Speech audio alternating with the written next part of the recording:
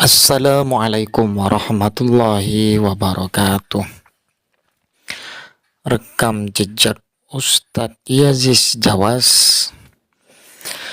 yang telah membahas tentang ziarah.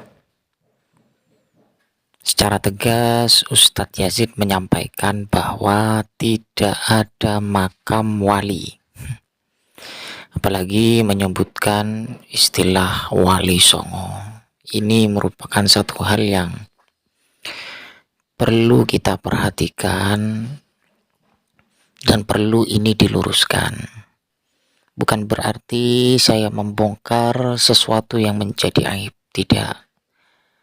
Akan tetapi ini sebagai bentuk pemahaman yang tidak boleh ditiru.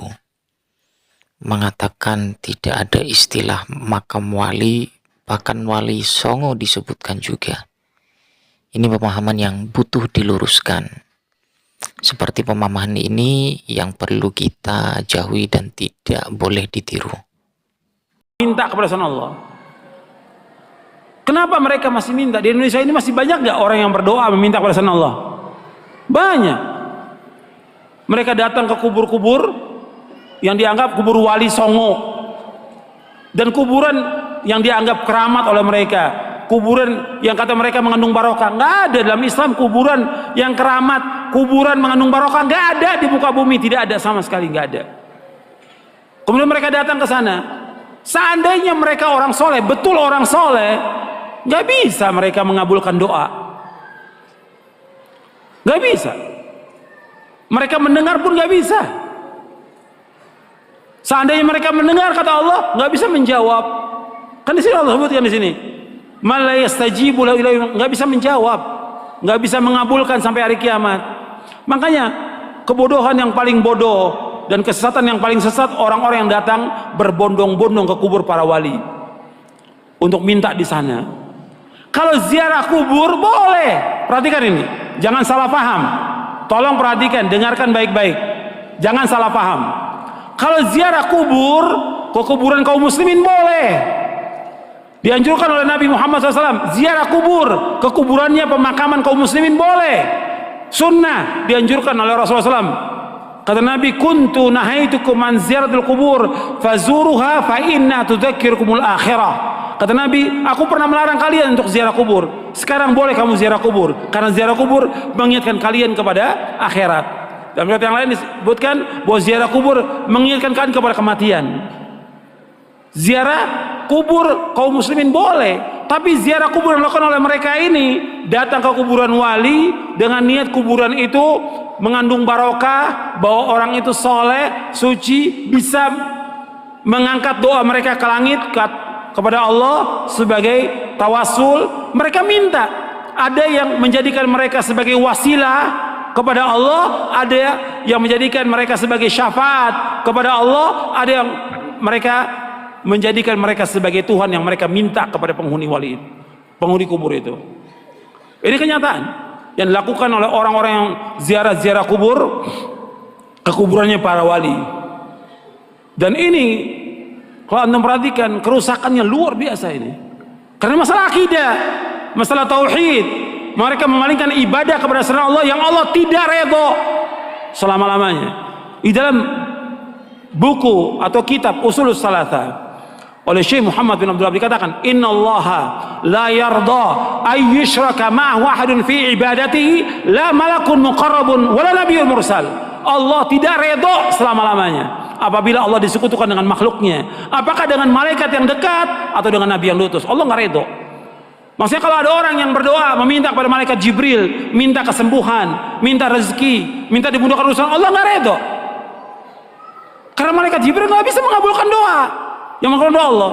Atau kepada nabi yang diutus, orang datang ke kuburannya Nabi Muhammad SAW, minta kepada Nabi Muhammad SAW supaya dimudahkan rezekinya, supaya dimudahkan jodohnya, supaya dagangannya laris, supaya segala macam. Allah nggak redho, nggak redho. Kenapa? Doa itu wajib dipanjatkan dan hanya ditujukan kepada Allah saja, tidak kepada yang lain. Allah nggak redho. Hatta kepada orang yang paling soleh, Nabi Muhammad SAW, orang datang kepada kuburan beliau minta, Allah nggak redho. Makanya nggak ada seorang sahabat pun yang datang ke kuburan Nabi untuk minta sesuatu, tidak ada. Tidak ada seorang sahabat pun radhiyallahu anhum ajmain yang datang ke kuburan Nabi untuk minta sesuatu, tidak ada sama sekali. Mereka berdoa langsung kepada Allah. Begitu juga setelah wafatnya Khulafaur Rasyidin, nggak ada orang datang. Tapi belakangan di abad kedua, ketiga mulai, siapa yang melakukan pertama kali penyembahan kepada kubur yang dikeramatkan pertama kali di muka bumi? Syiah. Pertama kali, laknatullah alaihim. Pertama kali Syiah yang menyesatkan kaum muslimin. Mereka katakan kubur imamnya, kemudian kubur Husain mereka sembah, mereka tawaf di situ. Itu pertama kali. Sunnahnya orang Syiah, sunnah sayyi'ah, sunnah jahiliyah yang mereka lakukan. Bukan sunnah hasanah, sunnah sayyi'ah. Mengajak orang untuk menyembah kubur. Setelah itu diikuti oleh apa? Diikuti oleh yang kedua, torekot sufiyah. Yang pertama Syiah, laknatullah alaihim. Yang kedua torekot sufiyah, menganggap bahwa gurunya, syekhnya sebagai wali, sudah mencapai tingkatan yang paling tinggi. Sampai datang, sampai syekhnya mengatakan di buku-buku mereka, di kitab mereka, kalau kamu mengalami kesulitan, kesusahan dan saya sudah mati, kamu datang ke kubur saya, kata mereka begitu. Ini sesat dan menyesatkan kaum muslimin. Anda melihat sekarang tambah banyak orang yang pertama kali mulai kuburan itu disembah, kemudian dibangun kubur di dalam masjid. Itulah orang-orang Syiah. Nggak akan bertemu dalam Islam antara kuburan dengan masjid, selama-lamanya tidak akan ketemu dalam Islam. Adapun kuburan Nabi SAW itu di luar masjid. Kemudian pada Khalifah zaman Abdul Malik dibongkar, dimasukkan, dan sahabat sudah mengingkari yang masih hidup pada zaman itu. Nggak bisa bersatu dan beda kuburan Nabi. Karena apa? Nggak mungkin kuburan Nabi akan dibongkar, dipindahkan ke Baqi, nggak mungkin, karena Nabi nggak mau. Kalau di Baqi akan disembah oleh manusia. Makanya Nabi dibedakan, khusus untuk Nabi dikuburkan di tempat itu dengan dua sahabatnya, Abu Bakar dan Umar. Adapun kuburan lain nggak boleh, nggak bisa bersatu antara masjid dengan kuburan selama-lamanya. Yang pertama kali Syiah. Karena ini perbuatan siapa? Perbuatannya orang-orang Yahudi dan Nasrani. Maka 5 hari menjelang wafatnya Rasulullah mengatakan, la'natullahi 'alal yahudi wan nasara ittakhadhu qubur anbiya'i masajid wa ana anhaakum an dzalik. Mudah-mudahan, kata Nabi SAW, 5 hari menjelang wafat, mudah-mudahan Allah melaknat orang Yahudi dan Nasrani karena mereka menjadikan kubur Nabi mereka sebagai tempat ibadah. Aku larang kalian jangan melakukan seperti mereka. 5 hari menjelang wafat, 5 hari. Terus Nabi ingatkan umatnya, jangan seperti Yahudi, jangan seperti Nasrani yang mereka menjadikan kubur Nabi mereka sebagai tempat ibadah. Aku larang. Kuburan bukan tempat ibadah, kuburan. Dan nggak boleh melaksanakan perjalanan ke makam-makam, nggak boleh. Ziarah kubur boleh, tapi menentukan makam tertentu untuk ziarah mempunyai keutamaan nggak boleh. Yang punya keutamaan 3 masjid, masjid aja cuma 3 masjid dari seluruh dunia yang mempunyai keutamaan. Kata Nabi SAW dalam hadis yang sahih, ada di buku ini, la tushaddur rihalu illa ila 3 masajid, masjid hadza wa masjidil haram wa masjidil aqsa. Kata Nabi, nggak boleh mengadakan perjalanan dengan niat ibadah kecuali 3 masjid. Tidak boleh mengadakan perjalanan safar dengan tujuan ibadah kecuali 3 masjid.